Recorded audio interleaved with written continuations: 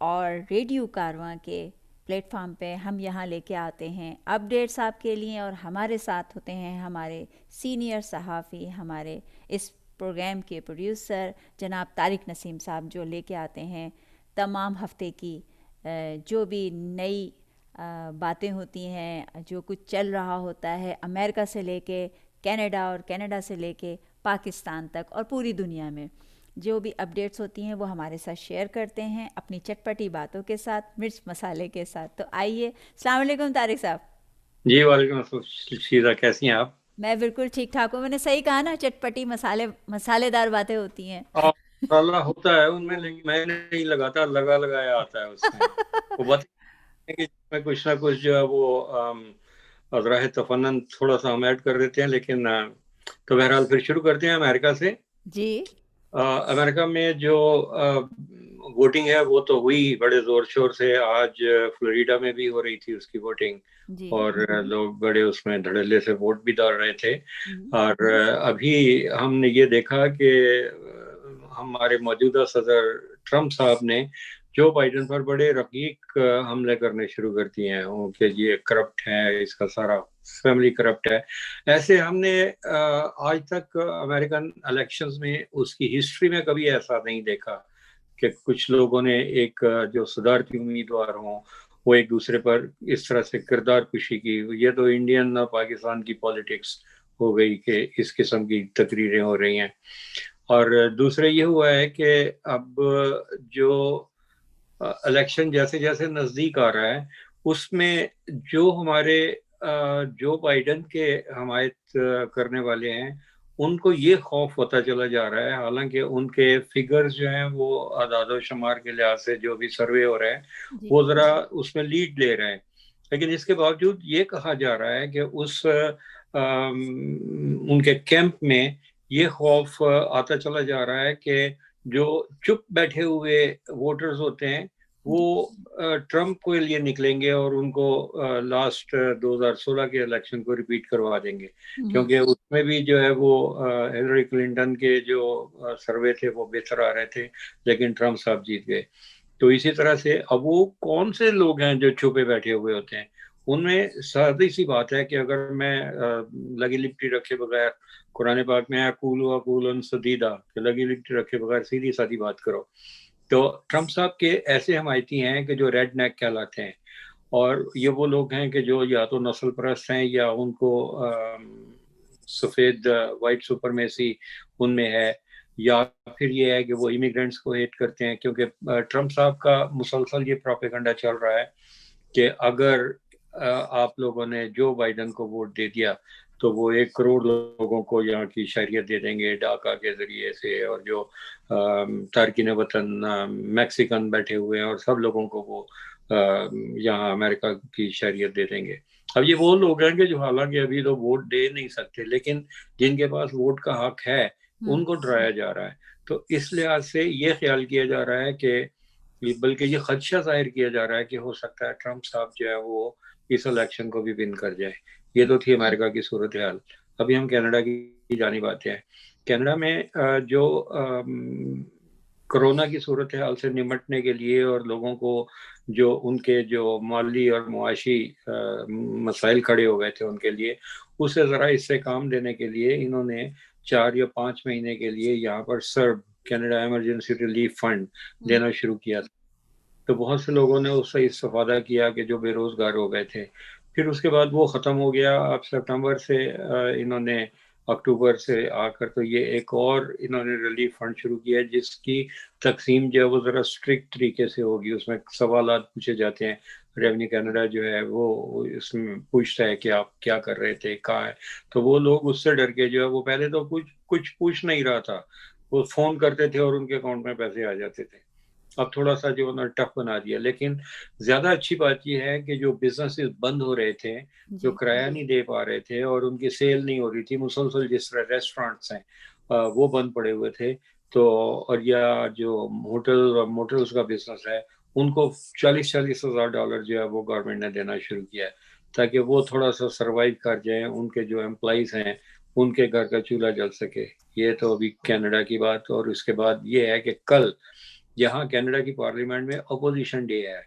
اب opposition day منایا جاتا ہے کہ جو اپوزیشن چاہتی ہے وہ بل لے آتی ہے اور اس کے اوپر ان کی مرضی کے ساتھ بحث ہوتی ہے. حالانکہ یہ کام عام طور پر حکمران پارٹی کا ہوتا ہے. لیکن یہ کل جو ہماری اپوزیشن پارٹی ہے یہاں کی، جس کو کنزرویٹیوز کہا جاتا ہے، جو آپ ٹرمپ صاحب کے امریکن کا آف سیٹ سمجھ لیجئے، جہاں پر وہ یہ چاہتے ہیں کہ احتساب کا ایک نیا نظام لایا جائے پارلیمنٹ میں، تاکہ اگر کہیں کوئی کرپشن ہو رہی ہے تو اس کو ڈیٹیکٹ کیا جائے اور ان کے خلاف جو ہے وہ مقدمات کھڑے کیے جائیں. یہاں ہمارے وزیر اعظم جسٹن ٹروڈو کے خلاف ایک بڑی انکوائری بھی ہوئی، انڈر اوتھ انہوں نے بیانات دیے، اور وہ تھا ایک چیریٹی کے بارے میں، وی چیریٹی اس کا نام تھا. وی چیریٹی میں ان کی والدہ اور کچھ دوسرے رشتہ داروں نے تقریریں کی اور ان کو تقریر کرنے کا معاوضہ دیا گیا. تو جسٹن ٹروڈو نے انڈر اوتھ کہا کہ مجھے علم نہیں تھا کہ یہ لوگ اس میں جا کر تقریر کرتے ہیں، کیونکہ یہ ان کے ساتھ نہیں رہتے. رشتہ تو ٹھیک ہے یہ ان کا، لیکن وہ اسٹرینجڈ ہیں. ان کی مدر جو ہے وہ ان کے فادر کی ڈیتھ کے بعد یہ لوگ علیحدہ ہو گئے تھے. لیکن یہ کہتے ہیں کہ ہو سکتا ہے انہوں نے میرے فادر ٹروڈو کا نام استعمال کیا ہو، یا انہوں نے یہ ٹروڈو کا نام استعمال کرنے کے لیے میری والدہ کو بلوا کر تو انسپائریشن لوگوں کو دینے کے لیے تو موٹیویشنل اسپیکر کے طور پر انہیں انوائٹ کیا گیا اور انہیں اس کا معاوضہ دیا گیا. اس بارے میں جو ہے یہ جب اس کی تحقیقات شروع ہوئی تو کینیڈا کے جو وزیر خزانہ تھے ول مورونو، ان کو بھی فائر کیا گیا، اور وہ نہ صرف یہ کہ وہ اپنی وزارت سے دو بیٹھے، بلکہ انہیں اپنی سیٹس کو بھی وہاں سے بھی مستعفی ہو گئے. تو اس کا بھی جو ہے وہ ری الیکشن ہوگا اس سیٹ پر بھی. اب کل دیکھیں کہ کیا ہوتا ہے، کل کا انتظار رہے گا کہ کل پارلیمنٹ میں کیا دھما چوکڑی مچے گی، اپوزیشن کیا کرنا چاہتی ہے اور اس کا کس طرح سے یہ جواب دیں گے. فی الحال جو ہے وہ این ڈی پی جو نیشنل ڈیموکریٹک پارٹی ہے، جس کے سربراہ ایک سردار جی ہیں جگمیت سنگھ، وہ یہ خیال کیا جاتا ہے کہ وہ سپورٹ دیں گے لبرل پارٹی کو، اور کسی بھی قسم کا جو کوئی اس قسم کا بل وہ لانا چاہیں گے اس کو بلاک کیا جائے گا. لیکن دوسری تشویشناک بات یہ ہے کہ جگمیت سنگھ بھی یہ اینٹی کرپشن کی ایک کمیٹی بنانے کے حق میں ہے. یہ کینیڈین پالیٹکس ہے. اب ہم چلتے ہیں، آپ کو لیے چلتے ہیں انڈیا کی جانب. پاکستان اب سے آخر میں لے کے آئیں گے.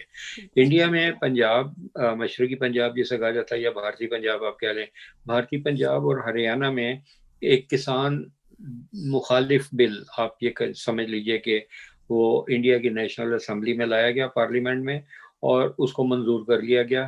اس کے بعد وہاں کے جو صدر صاحب ہیں انہوں نے اس کے اوپر دستخط بھی کر دیے اور وہ بل منظور ہو گیا. اب اس کسان مخالف، یا اسے جب آپ یہ دیکھیں کہ اگر آپ انڈین میڈیا میں پنجابی میڈیا کو سنیں تو وہ اسے کسان مخالف نہیں بلکہ کسان دشمن بل قرار دے رہے ہیں. ان کا یہ خیال ہے کہ جو ایسے سرمایہ دار ہیں وہ ہماری اجناس کو اس کے اوپر منوپلی کر لیں گے اور کسان جو ہے وہ ان کا غلام بن کے رہ جائے گا. اور اس بارے میں وہاں پر بہت بڑے بڑے احتجاج ہو رہے ہیں. لوگ جا کے ریل کی پٹریوں کے اوپر اپنے بال بچوں سمیت بیٹھ گئے ہیں اور پہیا جام کرنے کی دھمکی دیتے ہیں. ان کو ہٹایا بھی گیا لیکن ابھی تک ان کی کچھ نہیں سنی گئی. اب وہاں پر انہوں نے جو پنجاب کے گلوکار ہیں اور ہریانہ کے گلوکار ہیں، وہ سنگر بھی ان کے ساتھ آ ملے ہیں. وہ آ کے وہاں، جس طرح آپ کو یاد ہوگا کہ عمران خان کا اسلام آباد میں دھرنا ہوا تھا تو سنگر بھی آتے تھے وہاں، اور وہ میوزک وغیرہ کے ساتھ وہ. تو یہ جو ہے نا، یہ موٹیویشنل سنگنگ ہو رہی ہے کہ کسان اٹھ جاگ، کسان جاگ، اور اس طرح سے بہت بڑے پیمانے پر وہاں احتجاج ہو رہے ہیں. لیکن فی الحال مودی صاحب کی جو مرکزی حکومت ہے وہ کچھ بھی سننے کے لیے تیار نہیں ہے. دوسرا یہ ہوا ہے کہ جو کچھ ایسے صوبے ہیں کہ جہاں پر ریپس کے کیسز وہاں پر بہت زیادہ بڑھ رہے ہیں، جس کے بارے میں ہر انڈین جو ہے وہ تشویش میں مبتلا ہے کہ جب تک ان لوگوں کو آپ قرار واقعی سزا نہیں دیں گے یہ واقعات ہوتے رہیں گے. اور یہی وبا جو ہے یہ پاکستان میں بھی پھیلی ہے. آپ کو جانتے ہیں بچیوں کو، ایون 4 سال کی بچیوں کو ریپ کیا جانا، اور یہ بہت افسوسناک ہے کہ اس کا ابھی تک تدارک نہیں ہو سکا. اس کی وجہ یہ ہے کہ انہیں اتنی عبرتناک سزا نہیں دی جا سکی کہ جس سے دوسرے لوگ جو ہیں ان کے لیے ایک عبرت کا مقام ہو اور وہ ایسی حرکت نہ کریں. اب یہ ہے کہ کل 2 دن پہلے یہاں پر آپ کو یاد ہوگا کہ گجرانوالہ میں والا پاؤ ہوا، جی جو ڈیموکریٹک الائنس بنا ہے، موومنٹ بنی ہے، جی ایک اس میں 11 پارٹیاں شامل ہیں، اور 11 پارٹیوں نے مل کر گجرانوالہ کے ایک اسٹیڈیم میں جلسہ کیا، اور حیرت یہ ہے کہ وہ سوشل ڈسٹینسنگ کے طور پر کرسیاں 6-6 فٹ کے فاصلے پر تو لگائی گئی تھیں، جی اور آدھے اسٹیڈیم میں انہوں نے اسٹیج بنایا ہوا تھا، یعنی اسٹیج کے پیچھے کچھ نہیں تھا، اسٹیج تاکہ اسٹیڈیم بھرا ہوا لگے، اور آگے کا جو درمیان میں تھا اس کے اوپر یہ اکابرین بیٹھے ہوئے تھے، اور افسوسناک بات یہ تھی کہ وہ لوگ رات کے 11 بجے تک نہیں پہنچے، اور لوگ جو بیٹھے ہوئے بور ہو رہے تھے وہاں پر 3 بج گئے، 4 5 6 7 8 9، کب تک بیٹھتے لوگوں نے واپس جانا شروع کیا۔ تو آخر میں جو ڈیموکریٹک موومنٹ کے جو صدر صاحب ہیں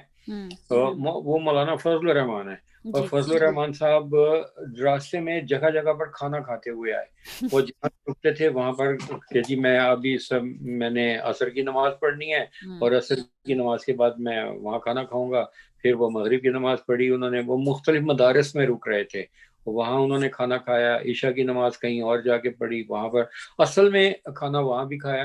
اصل میں ان کا مسئلہ یہ تھا کہ وہ ان مدارس جہاں پر وہ جا کے کھانا کھاتے تھے، تناول معاذر فرماتے تھے، وہاں کے مدارس کے بچوں کو ساتھ لے کر آنا چاہتے تھے، جبکہ مدارس کی انتظامیہ نے اس بات کو انہیں درخواہ اعتنا نہیں سمجھا، انہوں نے کہا کہ جی آپ یوں کرتے ہیں کہ جو بالغ بچے ہیں اگر وہ آپ کے ساتھ جانا چاہتے ہیں تو آپ بس شوق لے جائیں، لیکن ہم چھوٹے بچوں کو مجبور نہیں کر سکتے اور نہ ہی آپ کے ساتھ بھیج سکتے ہیں، رات کا ٹائم ہے، بچوں کے ساتھ کچھ ہو گیا تو کون ذمہ دار ہوگا؟ تو جو اسٹیڈیم بھرنے کے لیے ان کا جو پلان تھا وہ فیل ہو گیا، اور نتیجہ یہ ہوا کہ ایک تو وہ دیر سے آئے، دوسرے یہ ہوا کہ وہاں پر ان کا جو اسٹیڈیم ان کے پہنچنے تک آدھا جو لوگ تھے جا چکے تھے، اور انہوں نے کہا جا رہا ہے کہ انہوں نے خالی اسٹیڈیم سے خطاب کیا، ہم نے دیکھا کہ وہ لوگ اٹھ کے جا رہے ہیں، اور جن لوگوں کو یہ ایڈریس کر رہے تھے ان کی پشت نظر آ رہی تھی ان کی طرف، کیونکہ وہ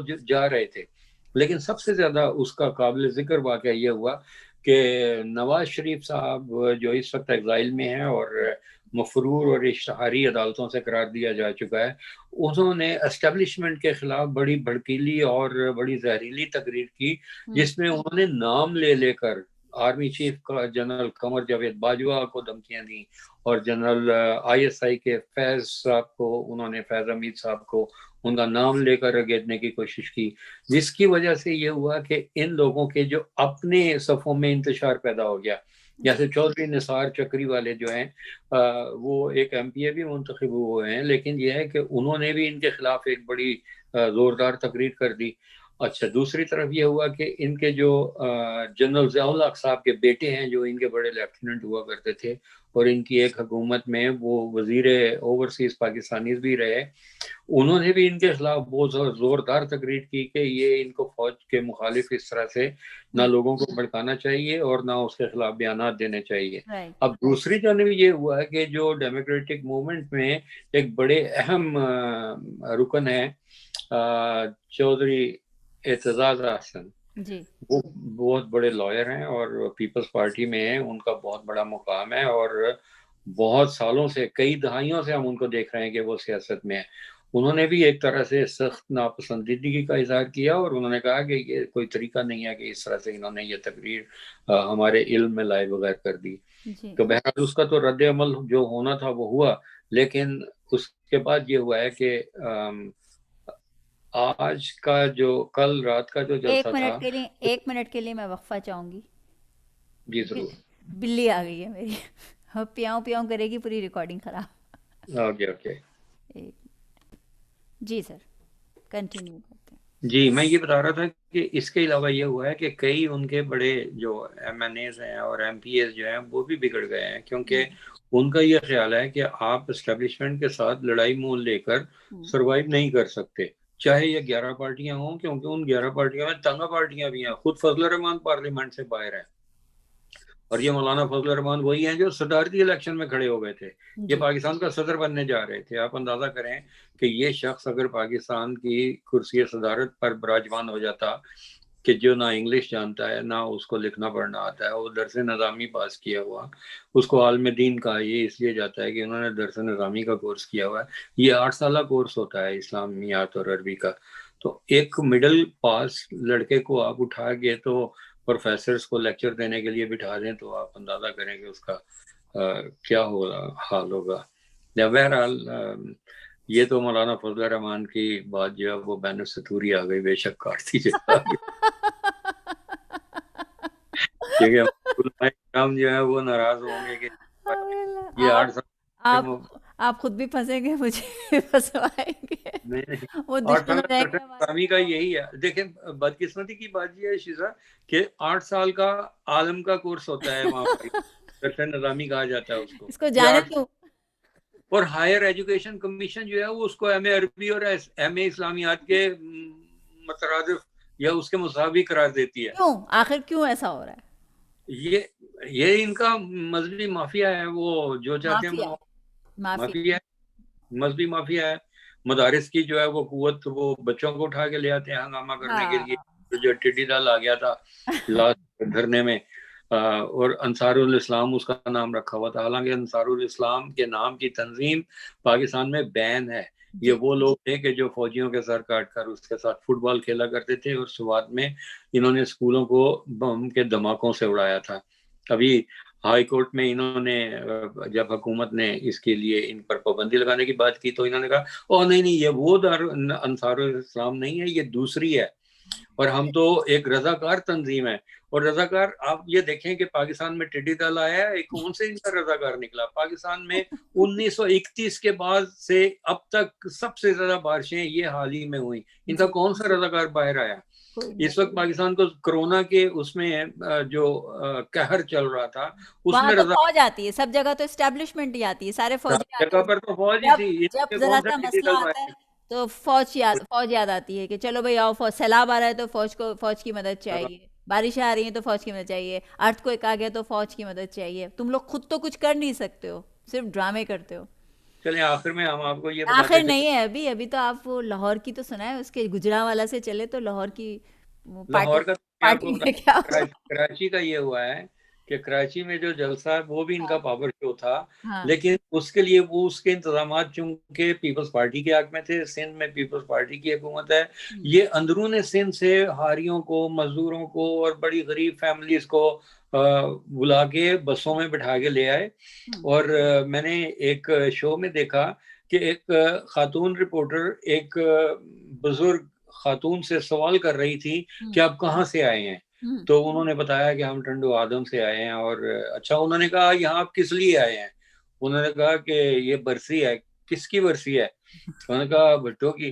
کون سے, اچھا وہ خاتون کہتی ہے بلاول بھٹو کی برسی ہے. اللہ اکبر. الگ ہے کہ ان کو کچھ پتا ہی نہیں ہے کہ بلاول بھٹو کون ہے. بھٹو کا بیچارے محنت کش, ان کو 2 وقت کی روٹی. قائد اعظم کے مزار پہ انہوں نے فاتحہ کہیں بھٹو کا مزار سمجھ کے تو نہیں دے دی؟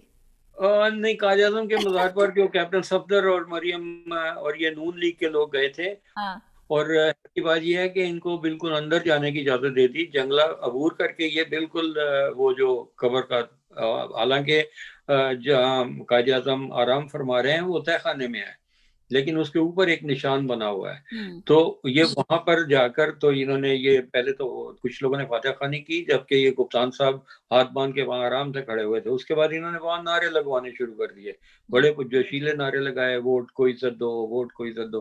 اور اس قسم کو یہ بڑی بدتمیزی کی بات تھی. آپ کسی قبرستان, عام قبرستان میں جا کے خاموشی سے وہاں پر فاتحہ خوانی کرتے ہیں, قرآن خوانی کرتے ہیں لوگ, تو کچھ آئیے کہ بابائے قوم جہاں آرام فرما رہے ہیں آپ وہاں جا کر تو اس قسم کا جو ہے وہ مظاہرہ کریں.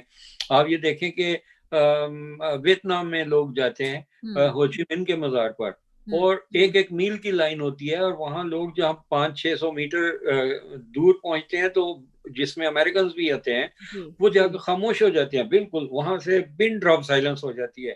اتنا احترام ہوتا ہے وہاں پر. تو جبکہ ہمارے اسلام میں بھی ہے کہ آپ اس قسم کا جو ہے شور و غوغا نہ کریں, لیکن انہوں نے کیا. اب اس کی تعویل یہ دے رہے ہیں کہ جی وہ جب نواز شریف صاحب آ گئے تھے مسجد نبوی کے بعد لوگوں نے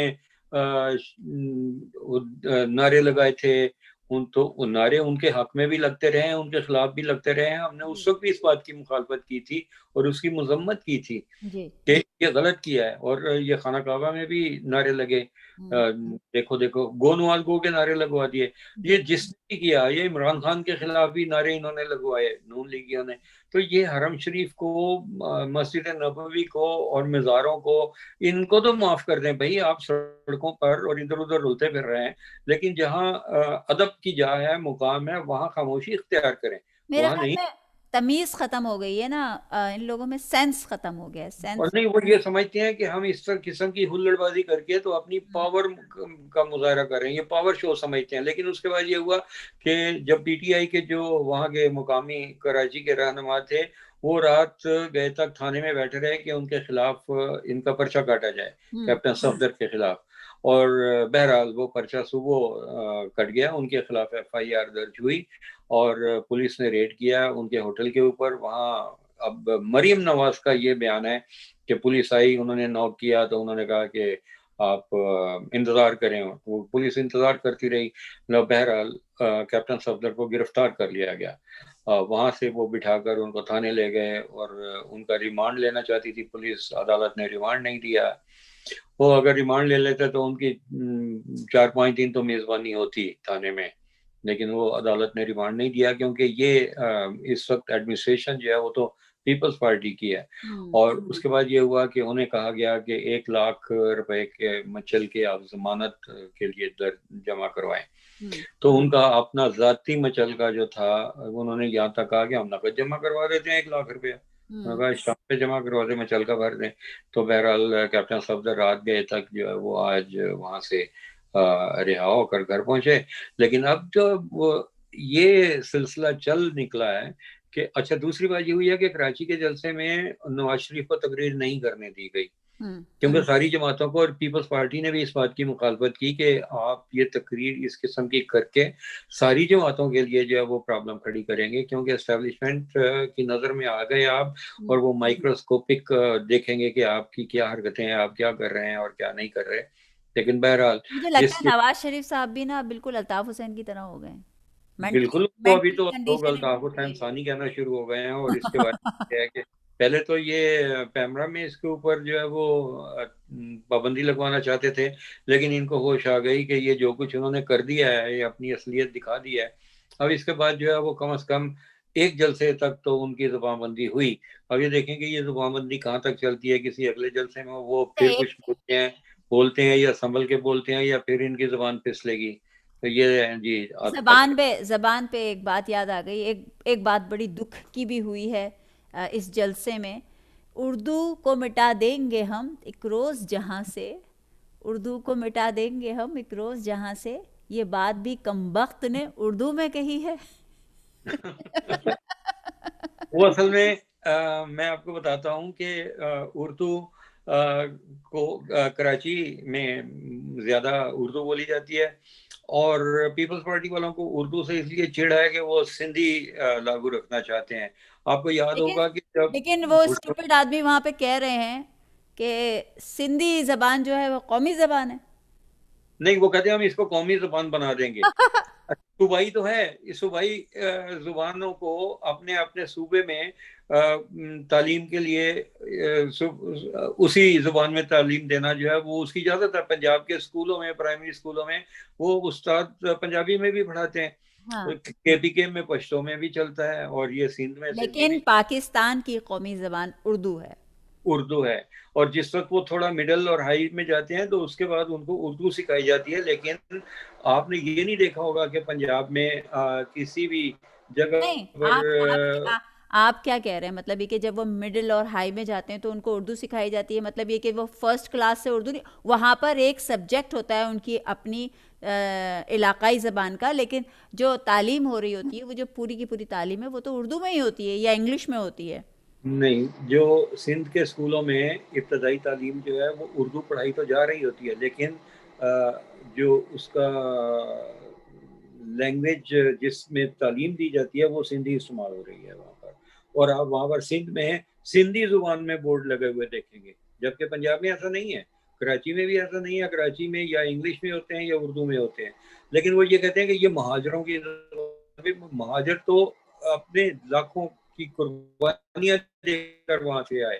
اب وہ اگر آ کر کراچی میں آباد ہوئے اور آپ ان کو جاب نہیں دیتے, ان کے ساتھ تو بہت زیادتی ہو رہی ہے. وہاں پر کوٹا سسٹم کے تحت وہ آپ اندرون سندھ سے لا کے تو ان کے اوپر مسلط کر دیتے ہیں. تو نوکریاں میں جو آپ یہ دیکھیں کہ مہاجر لوگ جو ہیں وہ زیادہ پڑھے لکھے, زیادہ باشعور, زیادہ تعلیم یافتہ ہے, اور وہی بے روزگار ہو جاتے ہیں. ان کی بے روزگاری کو ہی تو الطاف حسین نے مس یوز کیا تھا. انہوں نے کہا ٹی وی بیچو, گن لے لو, اور وہ گن پر وہ یہ شروع ہو گئے, لوٹ مار شروع ہو گئی, رازداری شروع ہو گئی. تو اب اگر آپ ان کو نوکریاں نہیں دیں گے تو وہ پھر کہاں جائیں گے. بات میرا خیال ہے کہ وہ اردو اور سندھی کی زبان کی ہو رہی تھی.